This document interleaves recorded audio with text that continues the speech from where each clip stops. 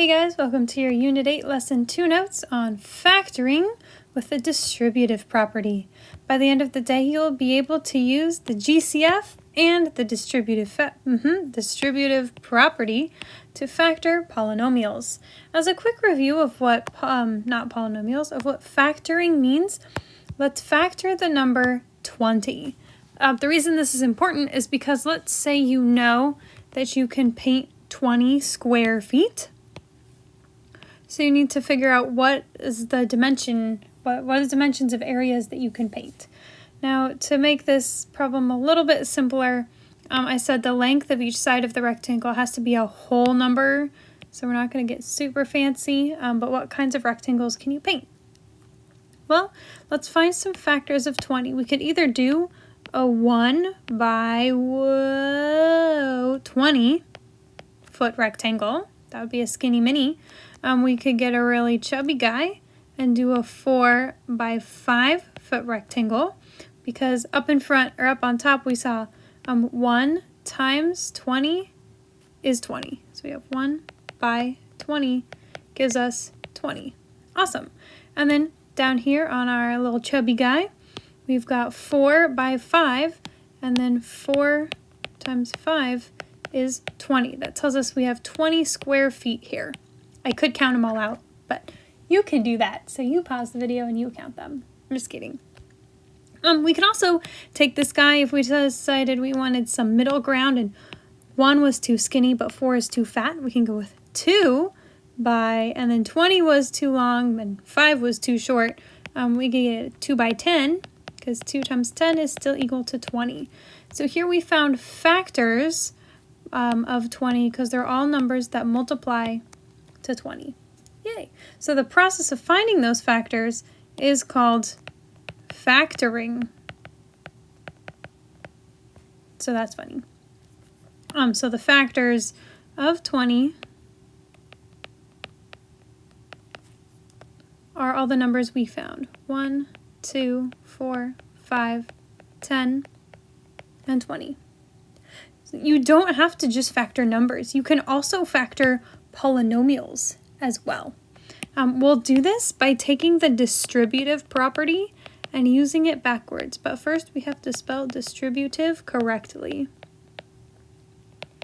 Distributive property. We used the distributive property when we multiplied polynomials when we saw something like, we saw, 2y times 4y plus 5. If we wanted to multiply these two together, what we do is we actually distribute this 2y times the 4y plus the 5. You guys are very good at this. You know that that means, okay, I'm going to take my 4y and I'm going to take my 5, but I'm multiplying each one of them times 2y separately. So they both get a 2y. Here 2 times 4 is 8, y times y is y squared, and 2 times 5 is 10, y is y. So our final answer here is 8y squared plus 10y. So that's what the distributive property is. But today we're actually going to be taking the distributive property backwards. Whoa, we are going to reverse the distributive property today. So what does that look like? Well, how about I show you and then we'll walk through one together. So let's say you have two numbers. You've got 8y squared plus 10y, just for fun. We're going to use the distributive property backwards by finding out what do they have in common. So first we need to find out what are their factors. So we're going to factor each of these guys. 8, I'm going to break up, we'll just make this idea yellow. Okay, anyway, so let's first factor 8. 8 we can split up into 4 times 2. 2 we can't do anything with, so he's done. 4 we can split up into 2 times 2. So that means 8 is 2 times 2 times 2, and then y squared is just y times y. Okay, cool. Now let's factor 10. Well, 10 is 5 times 2. 5 we can't split up. 2 we can't split up. I'm going to write them from smallest to biggest. So it's 2 times 5.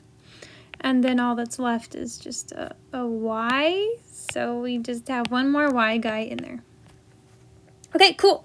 So we factor them. We factor them because we want to find out what do they have in common. Well, okay, fine. Maybe you don't want to go small. We've got a 2 in common. They also have a y in common, but just one. 1, 2, and 1 y in this case. So their GCF is 2y. All right, cool. And now we're going to write each term as the product of the GCF and its remaining factors. So that means that 8y squared is 2y times whatever is left over. I shouldn't have gotten rid of my highlighters. So it's equal to 2y, and then what happens when we take out our 2y? We have a 2 times 2 times y. 2 times 2 is 4, so I'm going to call that a 4y. And then let's look at our 10y. What happens when we take out 2y from 10y? Well, all that's left over, what we haven't used, is a 5. So 10y is equal to, once we take out our 2y, that's our GCF, it's just 2y times 5. Okay, sweet. So now let's go back to the beginning. We have 8y squared plus 10y, but I'm going to replace my 8y squared with 2y times 4y. So 8y squared is actually 2y times 4y. And 10y is actually 2y times 5. But check it out. They both have a 2y in common. So we're going to take that distributive property and we're going to reverse it. We're going to pull him backwards. We're going to take this 2y and pull him out. So we'll put that 2y, so he goes out in front, goes out in front. So that's a 2y times 4y plus a 2y times 5 is the same thing as 2y times 4y plus 5. All set. So there you go. That's how to factor a polynomial. First, figure out what do all the terms have in common, and then write them as that GCF, that common thing, times the leftover stuff, and then you just take out that common thing. Now, how do we know we did it right? Guys, guess where I got these two terms from? The 8y squared plus 10y? That was the answer here, because we originally started with 2y times 4y plus 5, and we are left with 2y times 4y plus 5. Isn't that clever? Okay, cool, but what if we don't know where we're going? Well, I'll show you. Let's look at this guy right here. Next, we want to factor 15ab squared minus 25abc. So our first step, let's go back here. What was the most important thing to remember from this problem? Well, the most important thing here was to find the GCF. So our first step was find the GCF. Our second step was to write it as a product of the GCF and remaining factors. The keyword here, let's write product. So our keyword here is product. And what was the most important part about step 3? Reverse the distributive property. I think the most important thing here was distributive property. Distributive, yeah, okay, sweet. So those are our 3 steps. We have GCF, product, and distributive. That's what our 3 steps here are going to be. Whoops. We have GCF, product, and distribute. But remember, we have to remember it's the distribute backwards. Okay, so how do we find the GCF of 15ab squared and negative 25abc? Well, remember, we need to write out all those factors. Factors of 15 are 3 times 5, and then we have a and 2 b's. Factors of negative 25, oh, so we have negative 1 times 5 times 5. Then we have an a times a b times a c. What do they have in common? Well, they have a 5 in common, they have an a in common, they have a b in common. So now we need to write each of these guys as a product of that GCF. I'm going to write a little reminder to myself that GCF was 5ab. So 15ab squared is 5ab times the leftover stuff. What didn't we use? We didn't use 3 and we didn't use b. Okay, and same thing with negative 25abc. That's equal to 5ab because we took out that GCF. What is left over? Negative 1, 5, and c times negative 1 times 5 times c. And now all we have to do is take that GCF out. Let's say what we're left with. We're left with 3b plus a negative 1 times 5 is just 5, negative 5c. So I'm going to call that a minus 5c. There, we did it. We factored it. And you can check that you did it right by making sure that none of these in parentheses have anything in common. They don't have anything in common. So we did it. Way to go. So if you can't find a GCF, if they don't have any common factors, so they have no GCF, we call that a prime polynomial. We say it's unfactorable. You cannot factor it. I love prime numbers, but prime polynomials frustrate me sometimes because you'll get a problem that looks like this. You'll get a problem like, okay, factor 7x squared plus 9. You can't. They don't have anything in common because this is 7 times x, and this is 3 times 3. They don't have any factors in common. Ugh. Okay. That's cool, but how does this make our life easier? Well, let's say Mariah's working on her volleyball serves. There it goes. So good. Amazing. And she finds that she can model the ball's height h after t seconds by h equals 10t minus 2t squared. So this will make our lives easier to plug real numbers in if we factor it first. So to factor it, we want to find out, okay, what do 10t and negative 2t squared, what do they have in common? What factors do they have in common? Well, 10 is 2 times 5, and we're left with t. And then down here we get negative 1 times 2 times t times t. Okay? Well, they have a 2 in common, and they have a t in common. So we can pull out a 2t from both of these guys. This is going to be a really long equals sign. There you go. You know what? I'll just make it shorter. Equals. So that's equals 2t times 5, 2t times negative t. So 10t minus 2t squared is equal to 2t minus, or times 5 minus t.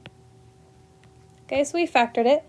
Now what is the height of the ball after 2 seconds? So we're going to plug in 2 for t. So that will give us 2 times 2 times 5 minus 2. Sweet. 2 times 2 is 4. 5 minus 2 is 3. That's 12 feet high. I think that's higher than a volleyball net. Mariah, you will have to tell us when we get back to class. This is especially helpful if we wanted to find, okay, well, what if t has multiple values, like t is 1 and 2 and 3. That's a long serve, I think. But there you go. Okay, next. This is also going to come in handy. Finding a GCF is handy when we're dividing polynomials. So if we want to divide a polynomial by a monomial, I'm just kidding, we're not going to use the GCF at all. In fact, we're just going to use the distributive property. We're going to divide each term of the polynomial. So each term of the polynomial, what's inside the parentheses, each of those guys needs to be divided by the monomial, what is outside of the parentheses. Okay, so think of it as distributing. For example, if we have 15x cubed plus 12x squared inside the parentheses, then each of them gets a divide by 3x. So we'll take u divided by 3x and u divided by 3x. Cool? Now, how do we figure out what these are? Well, I'm going to rewrite them as their factors. So 15 is 3 times 5, and x cubed is 1, 2, 3 x's. All over 3x. Now let's do the other guy. 12x squared, 12 is 2 times 2 times 3 times, and then x times x for x squared. And then 3x, so that's nice. That's just 3 times x. And now we want to see on each individual guy what cancels out. Well, here the 3's will cancel out, and an x will cancel out. That's really nice. Over here, the 3's will cancel out, and an x will cancel out. Oh, that was so convenient. Wow. Okay, and that leaves us with what's on top. 5 times x is x squared, plus 2 times 2, which is 4 times x. All set. Now again, here when we're dividing by 2, that means everybody needs to divide by 2. Don't mind my weird arrows. So that'll be 4b squared divided by 2 minus 22 divided by 2. Well, 4b squared divided by 2, if you want to write out all the factors like we did last time, you can. If you can just see that, hey, 4 and 2, those cancel out to get, those reduce to get 2 over 1, that's great. And 22 divided by 2, that reduces out to get 11, that's fine. So that gives you 2b squared minus 11. There's your final answer. Key idea here, make sure you distribute the division to each term in your polynomial. There you have it, guys. To factor, make sure you use the distributive property. Make sure you find the GCF and you get rid of the GCF and see what is left over. But also, of course, have a great time on your homework.